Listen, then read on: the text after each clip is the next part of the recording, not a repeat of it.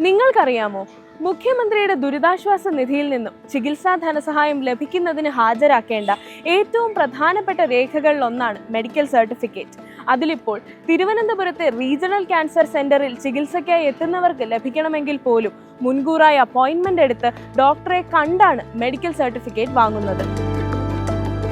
ഇപ്പോൾ ദൂരെ സ്ഥലങ്ങളിൽ നിന്നൊക്കെയുള്ള രോഗികൾക്ക്, പ്രത്യേകിച്ച് കീമോതെറാപ്പിക്ക് വിധേയമായവർ, സർജറി കഴിഞ്ഞവർ, അല്ലെങ്കിൽ അസുഖത്തിന്റെ കാഠിന്യം കാരണം അവശത നേരിടുന്നവർ, അങ്ങനെയുള്ളവർക്കൊക്കെ മെഡിക്കൽ സർട്ടിഫിക്കറ്റിന് വേണ്ടി മാത്രമായി തിരുവനന്തപുരം വരെ വരണമെന്നത് പ്രയാസമാണ്. അങ്ങനെയുള്ളവർക്ക് ഒരു ഹാപ്പി ന്യൂസ് ഉണ്ട്. ഇനി മുതൽ മുഖ്യമന്ത്രിയുടെ പൊതുജന പരാതി പരിഹാര പോർട്ടലിലൂടെയോ ദുരിതാശ്വാസ നിധി പോർട്ടലിലൂടെയോ ഓൺലൈനായി അപേക്ഷ സമർപ്പിച്ച് സർട്ടിഫിക്കറ്റ് ഡൗൺലോഡ് ചെയ്തെടുക്കാം. രോഗികൾക്ക് ആശുപത്രിയുടെ രജിസ്ട്രേഷൻ നമ്പറും ആശുപത്രിയിൽ നൽകിയിട്ടുള്ള ഫോൺ നമ്പറും നൽകി അപേക്ഷ നൽകാം.